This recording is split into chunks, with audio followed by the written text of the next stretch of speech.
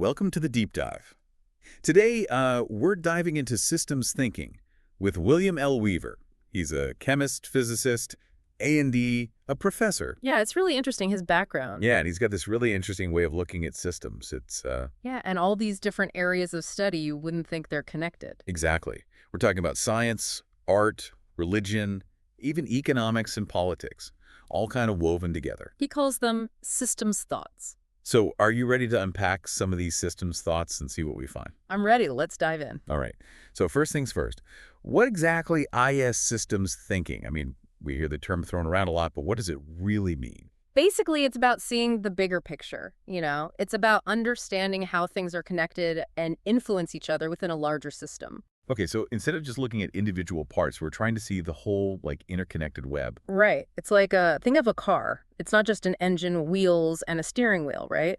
Those things have to work together, interact in a specific way to make the whole car function. And that's what systems thinking helps us understand, how those relationships, those interactions, create the outcomes we see. Exactly. And more importantly, it helps us identify where we can intervene, where we can make changes to influence those outcomes. Because that's the ultimate goal, right? To understand how systems work so we can make them work better. Okay, so we're not just observing these systems, we're looking for leverage points, places where we can actually make a difference. Exactly. Now, here's where it gets interesting. Weaver doesn't just talk about systems in a general sense. He connects them to specific disciplines like science and art. Science and art. Those seem like pretty different things. How does he bring those together? He defines science as the study of truth, which makes sense, right? We gather data, we analyze it, we try to uncover the objective truth about how the world works. Okay, I follow that. But where does art come in? Well, he defines art as the study of membership. Membership, I'm not sure I understand. He's talking about how elements within a system relate to each other, how they fit together. Think about a bridge. Okay. Understanding the properties of steel, that's science, right? But understanding how those steel beams need to be arranged, how they need to connect to create a stable structure, that's where membership comes in. So it's not just about the individual components, but about how they work together, how they fit within the larger system. Exactly. A bridge made of the strongest steel in the world will still collapse if those pieces aren't assembled with an understanding of their relationship to the whole. That's a powerful analogy. Yeah. So art, in this context, isn't just about aesthetics. It's about understanding those relationships, those connections that make a system functional. Exactly. And it highlights why systems thinking is so crucial, especially when we think about the complexities of our modern world. This is already making me rethink how I view the systems I interact with every day. And we're just getting started. Weaver takes this idea even further, connecting religion and economics in a way that really makes you think. Okay, now you've got me intrigued. Religion and economics, that's not a pairing you see every day. What's the connection there? Well, he defines religion as the study of value and economics as the study of exchange. Okay, so we're not talking about deities and dollars here. Not exactly. It's more about understanding that every system, whether it's a society or an ecosystem, operates within a framework of values. What takes priority? What's considered important? So even a seemingly atheistic system, like a tech startup, still operates within a framework of values, right? Exactly. They might value innovation or user experience above all else. And those values then influence how decisions are made, how resources are allocated, how the entire system functions. It's about understanding what drives the system's behavior, the underlying principles that shape its actions and reactions. And that's where economics comes in, the exchange part. It's not just about money, but about how those values are reflected in the exchange of ideas, information, even power. So we're talking about the mechanisms of exchange within a system and how they reinforce or maybe even challenge the existing power structures. Exactly. It's about understanding those dynamics, those flows of value and exchange, to get a deeper understanding of how the system operates. This is already making me rethink how I view the systems I interact with every day, from my workplace to my community. It's like we're starting to see those hidden connections, those underlying forces that shape our experiences. And that's the power of systems thinking, right? It helps us connect those dots, see those patterns, and ultimately make more informed decisions about how we interact with the world around us. Okay, so we tackled science and art, religion and economics. What other unexpected pairings does Weaver have in store for us? Well, next up, he dives into the realm of politics. But don't worry, it's not about elections or political parties in the traditional sense. Okay, that's a relief. He sees politics as the study of force. Force, like physical force. Not necessarily. He's talking about the forces that shape how systems behave, how they adapt and evolve. It's about understanding the pressures that are pushing a system in a certain direction. Okay, so give me a concrete example. How does this idea of force play out in a real-world system? Let's say a city is planning a new park. There are all sorts of forces at play. Sure, like what? Well, you've got community groups advocating for certain amenities. Maybe they want a playground or a dog park. But then you've got budget constraints that might limit those possibilities. And then there might be environmental concerns that clash with development goals. Politics, in this context, is about understanding how these different forces interact, how they create pressure points, and how those pressure points ultimately influence the decisions that get made. So it's not about who's right or wrong, but about recognizing those different forces and how they shape the outcomes we see. Exactly. And this leads us to action, which Weaver sees as the output of politics.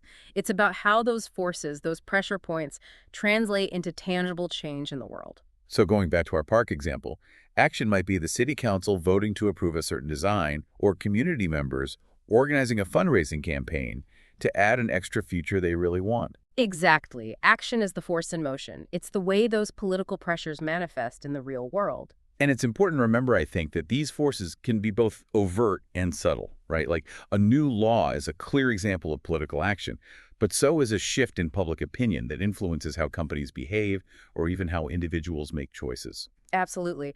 Our individual choices, when aggregated, can become a powerful force for change within larger systems. And this brings us to another one of Weaver's intriguing insights, the outputs of these different disciplines. We've talked about how he defines science as the study of truth, right? Right. We gather data, analyze it, try to uncover the objective truth about the world around us. Exactly. And he argues that the output of science, its primary product, is data. Makes sense. Data is how we measure, analyze, and ultimately understand the natural world. But here's where it gets interesting. He connects this to art, arguing that its output is beauty. Beauty. That seems a bit subjective, doesn't it? It might seem that way at first, but remember, Weaver's definition of art isn't just about aesthetics. It's about membership. It's about how elements within a system relate to each other. Right. How well they fit together, how harmonious those relationships are. Exactly. And he argues that beauty arises when those relationships are harmonious, when the elements work together in a way that's both functional and aesthetically pleasing. So it's not just about something being pretty. It's about a deeper sense of coherence, of things working together in a way that just feels right. Exactly. Think about a well-designed product, a piece of music that just flows, or even a well-organized system. We often perceive beauty in these things because they embody that principle of successful membership. The elements are arranged in a way that maximizes both function and aesthetic appeal. This is making me think about how we evaluate design, not just in art, but in everything from architecture to user interfaces. Are we instinctively drawn to things that embody this kind of systemic harmony? It's a fascinating question, and one that Weaver's framework really encourages us to consider. He's challenging us to look beyond the surface and consider the underlying principles that contribute to our experience of beauty, even in seemingly mundane things. Okay, so we've got science and data, art and beauty. What about religion and economics? What outputs do they generate in Weaver's framework? This is where it gets really thought-provoking. He argues that the output of religion is judgment. Judgment. That sounds a bit heavy, doesn't it? I know, it's a loaded word. But remember, we're not talking about moral judgment in a religious context. Okay, so how are we supposed to understand judgment in this framework? Weaver's using the term more broadly to describe the process of establishing a hierarchy of importance within a system. It's about determining what matters most, what takes priority. So it's about making choices based on a set of values. For example, a company might prioritize profit over sustainability, or a government might prioritize national security over individual liberty. Exactly. Those are judgments based on their understanding of what's most important. And those judgments, those values, they shape how resources are allocated, how decisions are made, how the system functions as a whole. Precisely. And this leads us to the output of economics, which Weaver identifies as markets. Okay, so how do markets fit into this framework of judgment and value? Weaver sees markets as the tangible expression of those judgments, those values.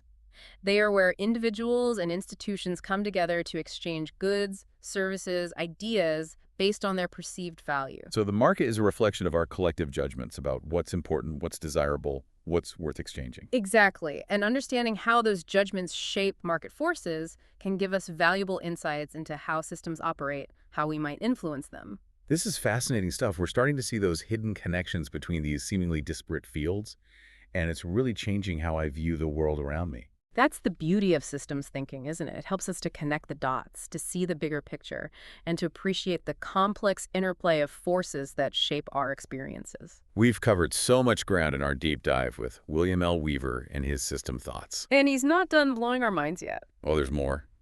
What else does he have for us? Well, we've talked about his pairings, science and art, religion and economics, politics and action. Right, and their outputs, data, beauty, judgment, markets. But what about systems thinking itself? Yeah, what about it? What's the output of this whole way of thinking? That's the really interesting part, isn't it? It's not like the other pairings where you can point to a specific product or outcome. So what is it then? It's more of a shift, I think. A shift in perspective in how we see the world. Okay, so instead of looking for simple cause and effect relationships, we're embracing the complexity, the interconnectedness of everything. Exactly. It's about recognizing those connections as inherent features of systems, not as obstacles to be overcome.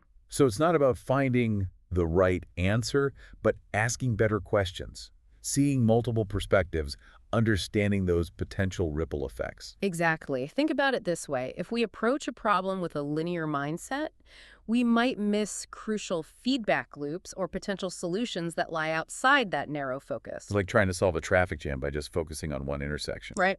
You might alleviate congestion in one spot, but create bottlenecks elsewhere. Precisely. Systems thinking encourages us to zoom out, see that bigger picture, consider the system as a whole. This reminds me of something we talked about earlier, of the output of politics being action.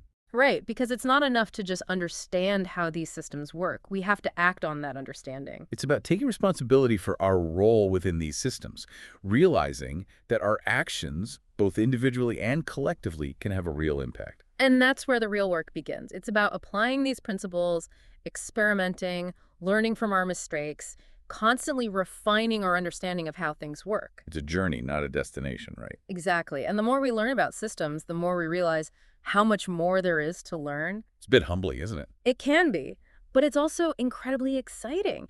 It frees us from the need to have all the answers, to be perfect. Systems thinking encourages us to embrace that uncertainty, be comfortable with complexity, and approach these challenges with curiosity and collaboration. So as we wrap up our deep dive into systems thinking with William L. Weaver, what's the one thing we hope our listeners take away from this conversation? If you only remember one thing, remember this. Everything is connected. Your actions have ripple effects. Understanding those connections, even in a small way, can empower you to make more informed decisions, navigate this complex world with a little more confidence, and ultimately make it a better place. Beautifully said. And on that note, it's time for us to resurface from this deep dive. Until next time, keep exploring, keep questioning, and keep those aha moments coming.